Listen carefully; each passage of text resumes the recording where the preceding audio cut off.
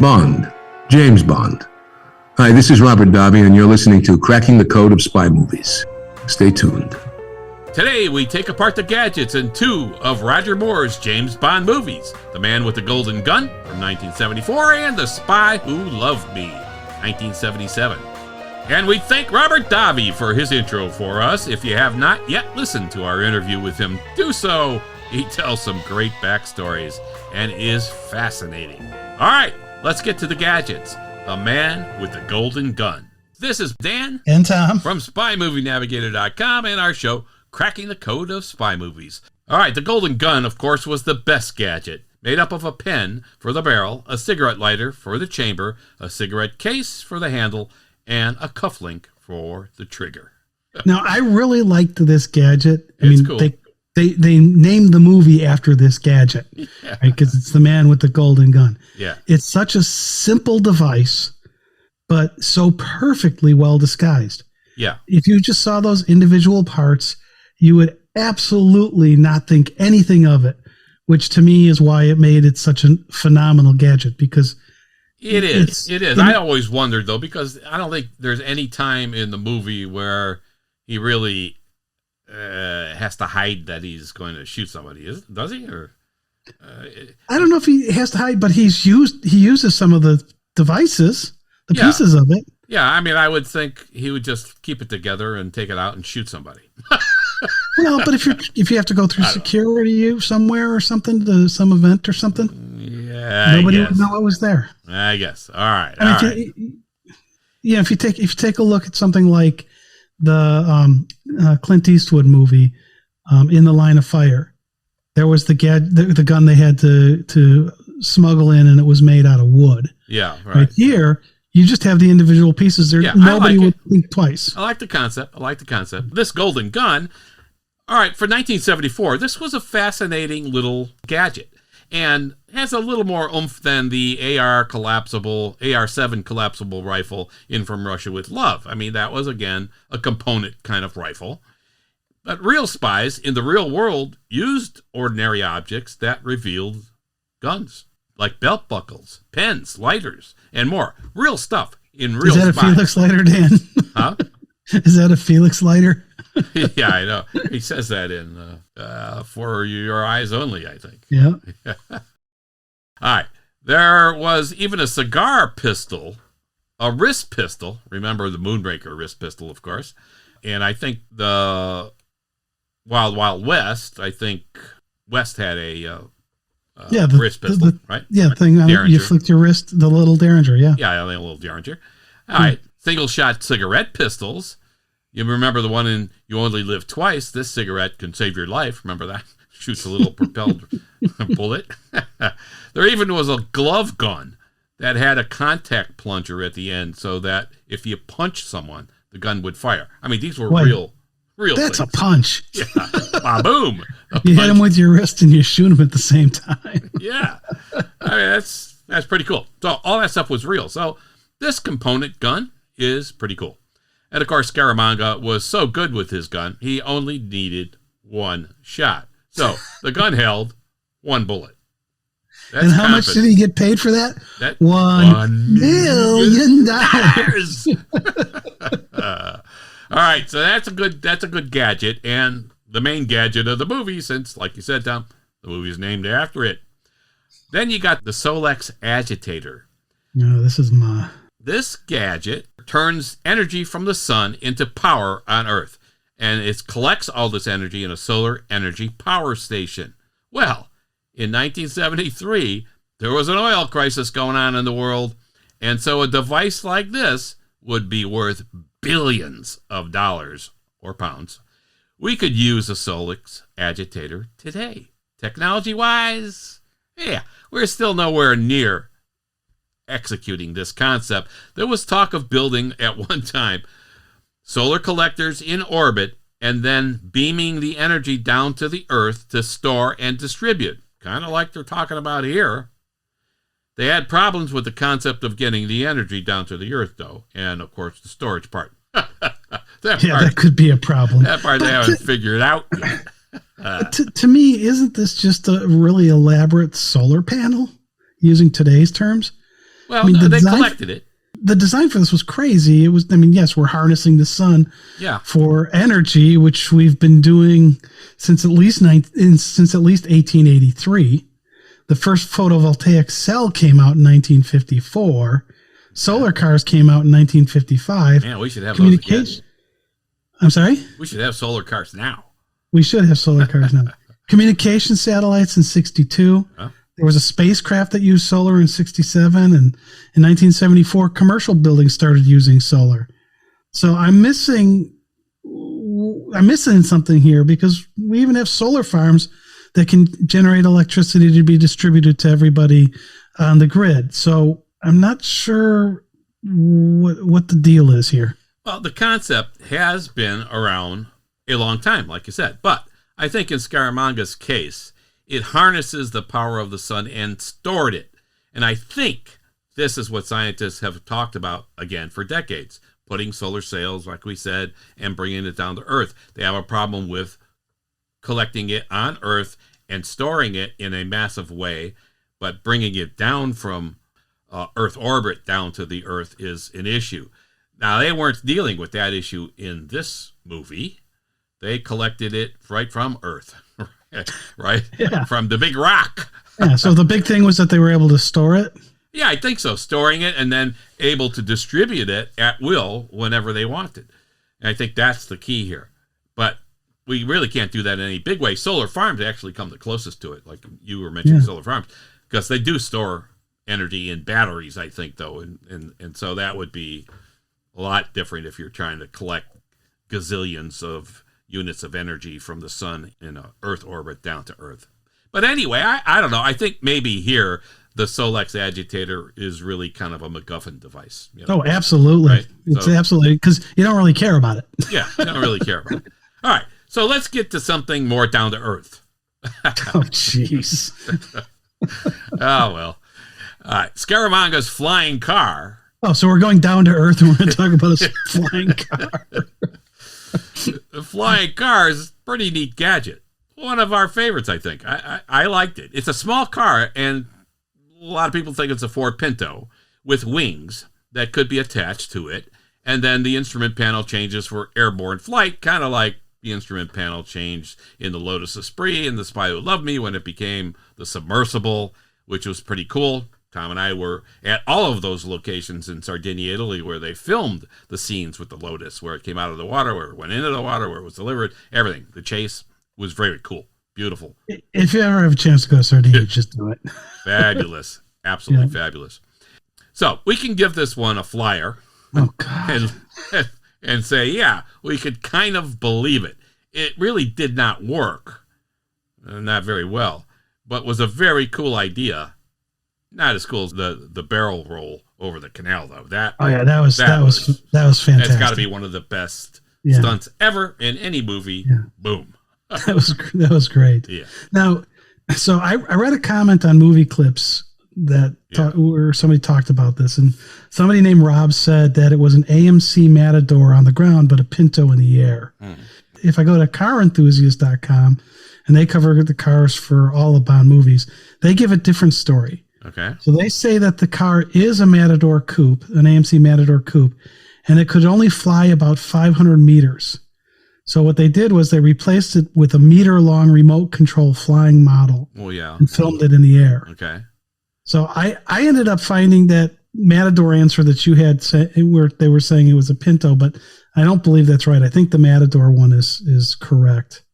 And this concept was based on something called the Aero car that came out in 1949. And also there was something called the Convair 116 or 118 from 1947. But in this movie, it was the Matador that was used to do the flying. Well, I mean, they did use an AMC car. That was definitely the car used in the bridge corkscrew jump. Yes. That was an AMC car. Well, when this thing leaves the garage, it's an AMC Matador. Okay. With the wings on it. Now, supposedly the AMC car doing the corkscrew over the water was a Hornet X, AMC Hornet X. But there was a real flying Pinto that was developed by the AVE company that really never worked that well. It was criticized by the National Transportation Safety Board. Wait. The NTSB had a problem with a Pinto? Forget that it can fly. Yeah, that's the least of the Pinto's problems. It used to explode upon impact with the rear. Remember? Boom, rear impact, bam. Yeah, it was a problem with Pinto. And it was not a comfortable car. I have ridden in a Pinto. Anyway, they had a problem with this car, and eventually the two owners, testing out a new and improved version, were killed trying to fly it on September 11th, 1973. Now, given that The Man with the Golden Gun came out in 1974 and was being filmed in 1973, you can see where the writers were aware of the flying Pinto and incorporated it into the movie, perhaps maybe before the tragic crash, but likely they kind of knew about the crash already because of the timing. So maybe the flying car in the movie was based on the flying car, the flying Pinto, but not a real Pinto, but a Matador coupe, which was produced also by AMC from 1971 to 1978. So the actual vehicle mock-up used in the movie supposedly sold in 2011 for a mere 7,480 pounds in London. I mean, that was pretty cheap for a Bond car. Yeah, really. I mean, even if it didn't really fly. I mean, that was a steal. So just don't try to fly it, you know, after. Yeah. Yeah. All right. I think that's enough on that. It was a cool gadget. All right. Okay, so let's have some fun, Dan, and let's talk about the Funhouse. Yeah. I mean, the entire Funhouse itself was a gadget, and it was designed so that Scaramanga could practice killing his prey under difficult circumstances. Yeah. But he also would bring his prey there sometimes and take care of them, as we saw in the movie. So it was kind of fun that it was a fun house because of the mirrors and everything, but how it was not just a practice site. He used it in real practice. Yeah, well, he brought in the guy, you know, we see in the beginning with Nick Nack brings him into the Funhouse. And I thought it was cool because it does have a lot of elements to the Funhouse. I love the gangsters opening up and firing. There's a lot of cool stuff in the Funhouse, and everything is a gadget as Nick Nack's kind of controlling the entire set, including making the Golden Gun inaccessible at times to Scaramanga, and he's got to figure out how to get it. Remember, it's locked in that case and everything else. So that's kind of cool. But the whole thing is a gadget, and I think that's pretty much it for gadgets in The Man with the Golden Gun. I don't think there's there weren't a lot of them in this movie. No. It was actually almost a little disappointing that there weren't more. Yeah, but it was fun. All right, so let's move on then. Let's go to The Spy Who Loved Me, 1977, one of our favorite Roger Moore outings as Bond and one of our favorite Bond movies. I love The Spy Who Loved Me, and great casting in it as well. So, in the pre-title sequence for The Spy Who Loved Me, Bond's watch prints out a message, if you remember this. Yeah, how can you forget it? On a tape, telling him to report to HQ. This was a form of communications in the 1970s, especially in the stock market business, but the miniaturization of it to a watch in 1977 is kind of over the top. But remember, in the U.S., much of what consumers enjoyed in electronics came from the space agency, NASA, including the miniaturization of circuitry. So they had landed on the moon 8 years earlier. The gadget here printing this out kind of looked high-tech then, but doesn't look so high-tech now. It looks kind of silly, really. Yeah, this thing was lame. I mean, to me, right? Electronic digital watches came out in 72 with the Hamilton Pulsar P1. Mm-hmm. Heck, even Hamilton had a calculator wristwatch in 1976, a year before this movie. Wow. And Seiko came out with an LCD watch in 1973. Yeah. I would think they could have, I don't know, you think they might have been able to get something to digitally display in 1977. Instead, this tape thing they used looked like it was the tape for what was then Dymo Industries' Dymo labeler thing. Oh, yeah, I remember those. Yeah, which launched in 1958. In fact, I think there's a piece of that kind of tape that we see in the Ipcris file. But Yeah. I was just surprised they didn't use a digital watch here. Yeah. In Moonraker in 1979, they did use a Seiko LCD. Yeah. So I was a little bummed that they used what looks like a Dymo label maker's tape Yeah. as the message device. Yeah. And you got to store all that tape inside the watch somewhere. Yeah, which is exactly. pretty bullshit. And the ink. Yeah. Yeah. There's I guess a little it does. piece Yeah, of- you need the ink. There's a piece of tape that embosses the color on it's it. got to emboss it too. So it was, I think, one of the silliest gadgets in any Bond movie. Really, I think it could be up there. I know you really hated that finger snapping thing in Diamonds Are Forever. Yeah, right. I didn't like. Is this as silly as that? I don't know. This might be worse. This might be Because worse. I kind of like the finger snapper. There was a utility. Oh my god, yeah, that's so low tech. That's like we said before. It's like a gag store trick. Go buy one for $0.25 or something. Anyway. Well, here it would have cost you more than $0.25. Yeah. Right. All right. Now we got the ski pole gun though. That I think is pretty cool. As Bond is escaping in the pre-title sequence again, his pursuers are on skis pursuing him. When he left the beautiful woman in the lodge after he got his message that we just talked about. Bond is skiing, he turns around and aims his ski pole at one of the pursuers, and he fires, and he kills him.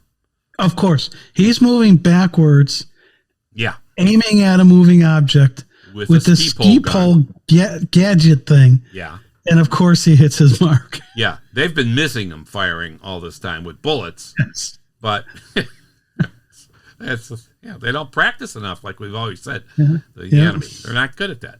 So this turns out to be Soviet agent XXX's boyfriend, and this gadget fires a dart projectile. I always thought it was a bullet until we actually examined it, and it's a dart projectile, and you could see when it's in the guy's chest that it's really a dart.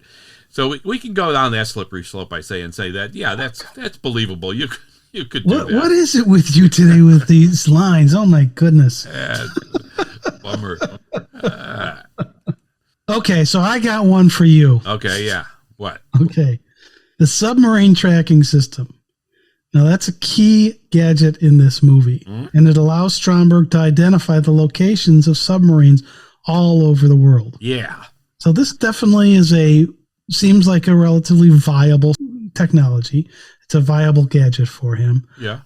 Whether it can get all the submarines, who knows? But to be able to track stuff around the world by then, we had the technology to do that. Yeah. So to use one of your puns, we can run silent and deep with this. Oh, one. I like that. That was a great movie, by the way. Run silent, run deep.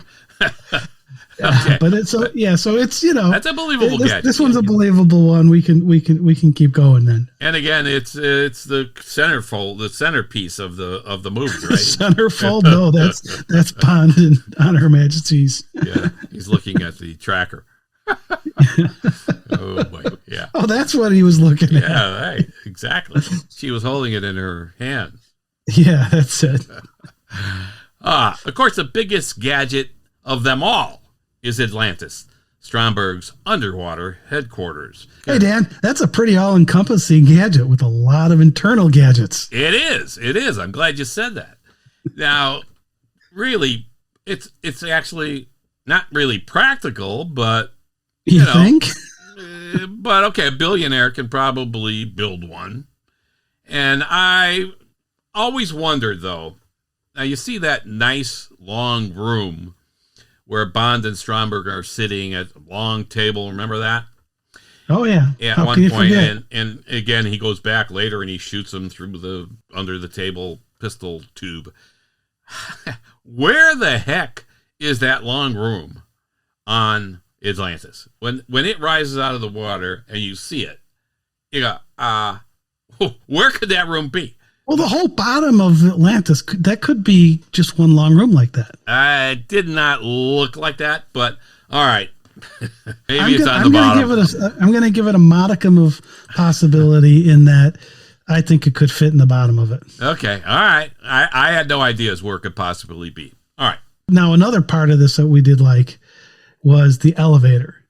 All right. And where that went, that where he dropped his prey into the shark-infested waters. Yeah, that was pretty cool. Okay, fairly simple, right? Yeah. Fairly simple concept. You see a similar version of that in View to a Kill with the stairs for the blimp. Yeah, that when they kind of jettison out the guy who was the Mr. Solo, if you will, of that movie.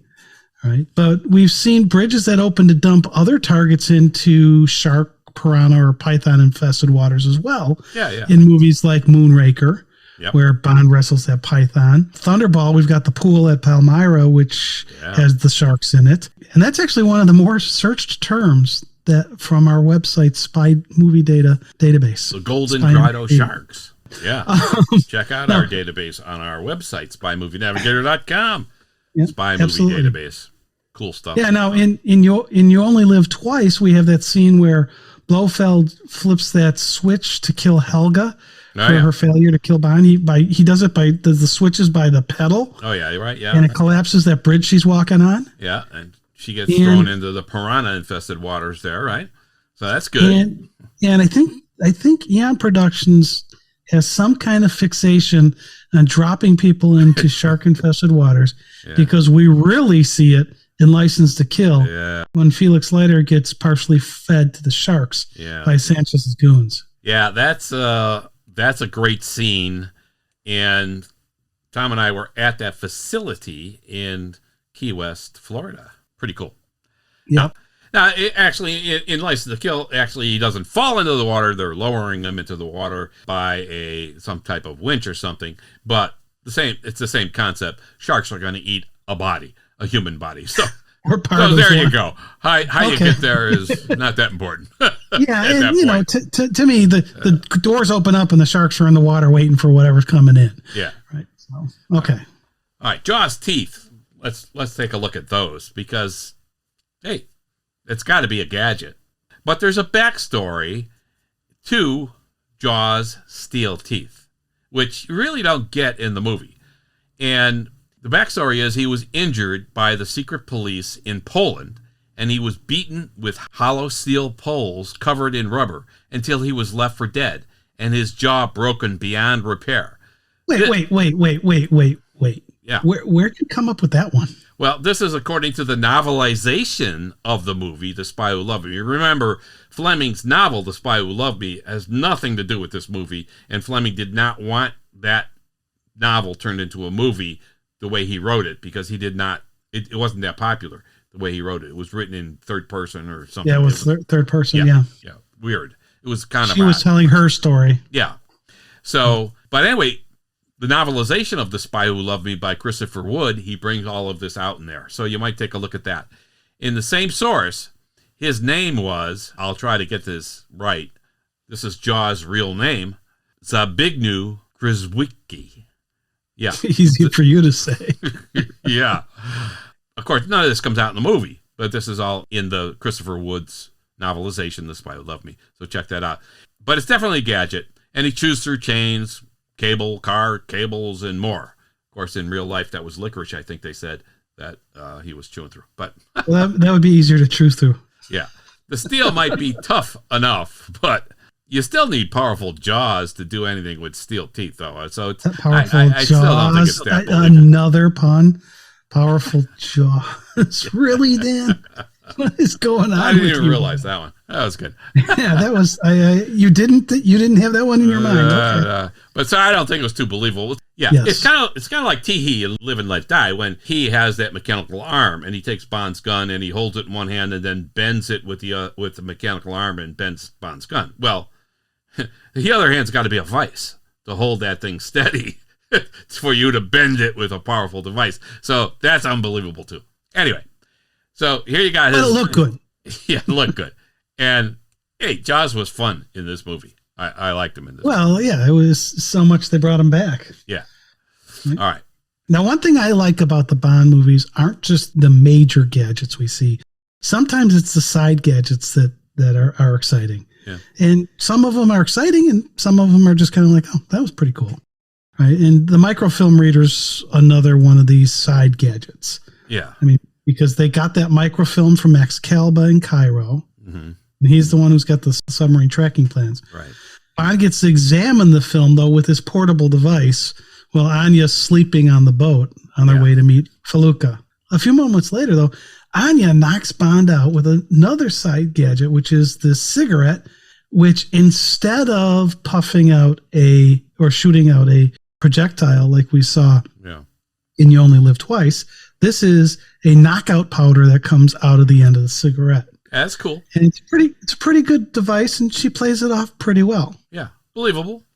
She just had to make sure she's blowing out and not breathing in when she did that. But, but other than that, it worked pretty well, actually. And that's believable. Out, don't suck in on this cigarette. I think that's believable. There used to be these little things when I was a kid called Loads, Loads, and they came in a little round can. You used to buy them in the gag stores or in the trick stores.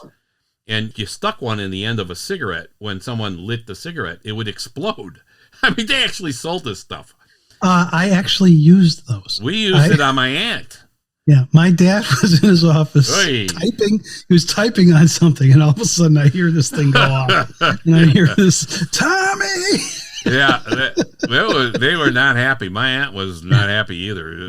It scared the hell out of you, really. We of course laughed uproariously at these things. It was like a little piece of rice almost. It looked like but the person who gets hit by him is not happy. No, the whole thing, it was pretty cool. All right, let's get back to these gadgets. So, of course, we were talking about the microfilm.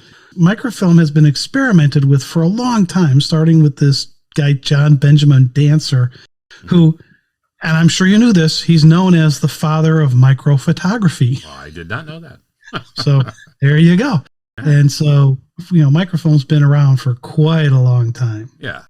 And insofar as incapacitating agents, blowing the puff of powder out, I mean, that's, incapacitating people has been around for a real long time. I mean, since like 600 BC, when Solon's soldiers threw hellebore roots into these streams supplying water to the enemy troops. That was clever. And the best part about this is the troops then developed diarrhea. Wow. Man, in 600 they knew this. BC. Yeah, BC. Whatever they call it now. Yeah, BCE, I think it's now called. But yeah, it's, and that one's pretty clever because, instead of knocking you out, it's going to still incapacitate you pretty well. All right, so 1977, no problem then. We're good. Yeah, absolutely. All right. In Q's lab, we always see a bunch of devices and gadgets, many of which do not make it into use in the films. But we're not going to go through all of them because there's a lot of them. But maybe in a future. Oh yeah, all the stuff you can see in the lab that we never see used. Yeah. Other than the lab, that's. Yeah, there's some cool stuff in there. You have to wonder sometimes, when the hell would they use that, or where? But it's still cool. All right. What's the mission you're going to go on that Q's going to give you that device for? Yeah, right. Q's, on top of things. So, all right, the Lotus Espirit in The Spy Who Loved Me is the star of the gadget show in this movie. Tom and I visited every major filming location for the Lotus Espirit in Sardinia, Italy, as we said, where he drives off the pier and it becomes a submersible. Well, wow, that is a cool moment. That is a gadget. Then he fires a missile from underwater to blow up the helicopter that was chasing him, piloted by Naomi, Caroline Munro, who Tom and I also met and spent several hours with in London. She is a delight. Terrific. She was fantastic. And as for that car shooting that, of course, they developed this car as a submersible, but be smart enough to put in it something that can shoot a rocket that's going to knock something out of the sky. That is clever. Q Branch is amazing. Yeah, it is. I mean, that's pretty cool. And now Caroline Munro, Naomi, in the movie, she dies in the helicopter as it blows up. She's the first woman in the Neon production James Bond movie that Bond kills. How about that? I mean, he's had many killed accidentally, who he's dealt with, but one way or another. But hey, is this possible? Yeah, maybe. I mean, you might be able to build a car like this. They have those army ducks that go from land to water, so yeah, not underwater, but they don't look anything like the Lotus Espirit like this. No. No. All right. So Dan, you mentioned that we have visited all of the locations they filmed the Lotus. Yeah. Every one of them. In Sardinia. Yeah. And the nice thing about going to these locations and something like this is you can see where these gadgets are used, when they're used, and in here where the car goes. Yeah. And so, you can go to the town where the Lotus chase begins with that motorcycle. Yes, we found the exact spot. We found the exact spot for that. Was. Yeah. To the wall where he spins around while being chased. Yeah, we were there. And where he drives the Lotus off the pier and into the water. Yeah. And then when it comes back out, that's a different beach. But they actually filmed the scene where they had the submersible car drive out of the beach. Yeah, they pulled it out. They pulled it out. And the location was absolutely fabulous. Yeah, and we had some fun trying to find some of those places, didn't we, Dan? Yeah. Actually, we thought the first night we got to Sardinia, we thought we found the road that led down to that pier that we were talking about, where it drives off. And we were wrong.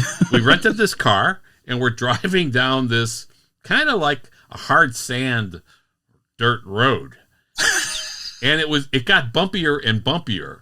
And even going slowly, it was harrowing experience driving and for the car. So we finally pulled over and thought, I think this might be the wrong road. And Tom says, there's like a puddle under the car. It's like, what? It got there pretty quickly, too. So we look under the car. You're looking at the lights on the car. And we determined, after a moment or so, it was the brake fluid. It was even better because one thing you'll learn about Sardinia, it's very hilly. Yeah. You want your brakes. And now we have no brakes.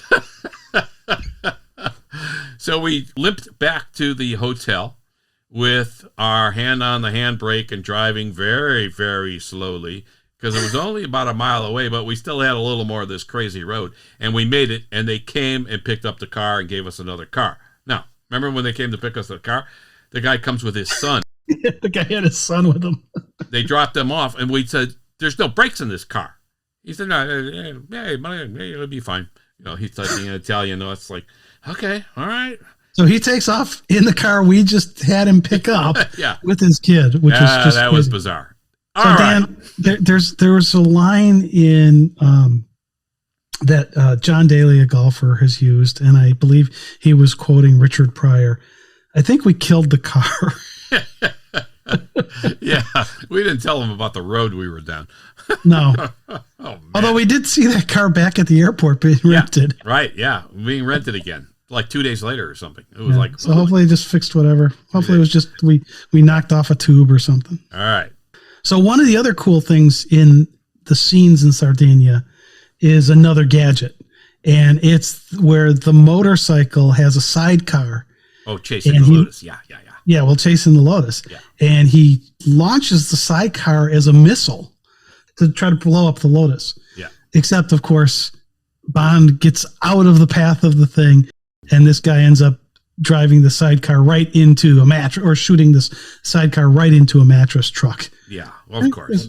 Yeah, it was kind of, okay, nothing got hurt because it was all mattresses. Yeah, so, feathers going all over the place, of course. That said, it was a pretty cool spy gadget. Taking the concept of a sidecar and then turning it into a weapon was pretty cool. Yeah, it seemed to me rather inefficient, though, because you got literally one shot, right? You're going to launch the whole sidecar into your target, or at least shoot it towards your target.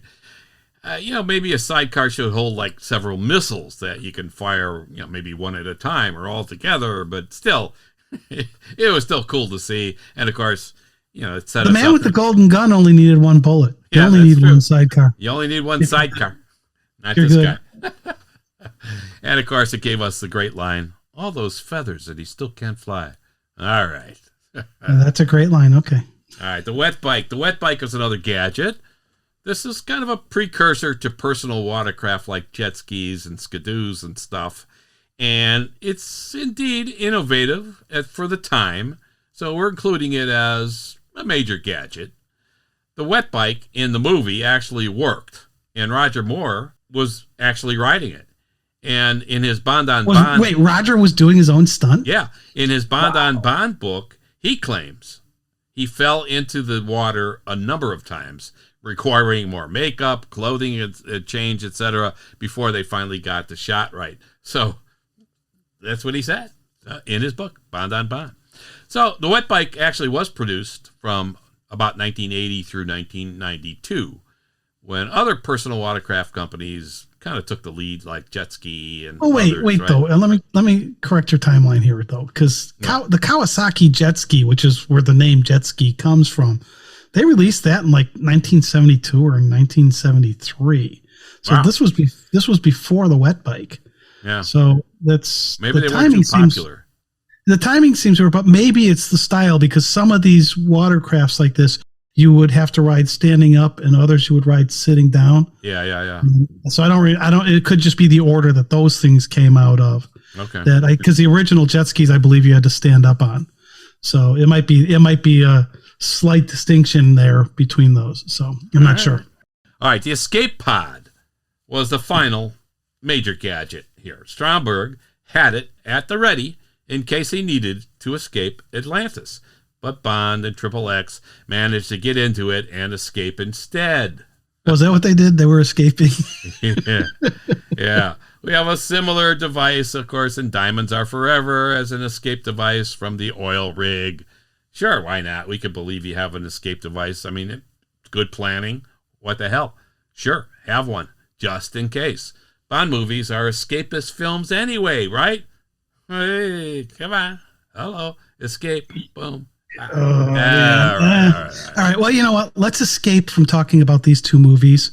All right. We've gone through the gadgets that are in those two movies now. Yeah. Okay, here's a spy movie tip of the week. If you ever get a chance to watch the movie Spies Like Us with Chevy Chase and Dan Aykroyd, which of course is supposed to be funny, spoofy, and interesting, well, don't. Oh. Yeah, it really is a 2-star movie, and that's only because it has one amusing part to it. So we would say, hey, skip it, move on. Wait, don't say we. Come on, you like that movie? I'll talk about it in a second. I'll give you a chance to spout out on this, but then I'll give you my thoughts. Oh my God, no. No, there are better movies to go watch, like The Secret Invasion and The Adventures of Tartu, both of which we have podcast episodes out on. Those are Where would you rank this against number one of the Secret Service? Yeah, check out number one of the Secret Service. We just launched that podcast episode recently. It's doing very well. Interesting movie.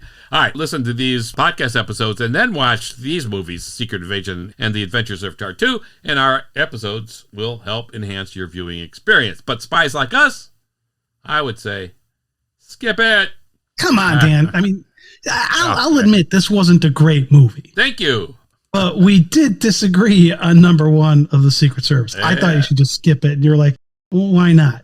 I mean, if you are a Chevy Chase or Dan Aykroyd fan, why not watch this movie? Yeah. Plus, it has Bernie Casey, who played Felix Leiter from Never Say Never Again. Uh-huh.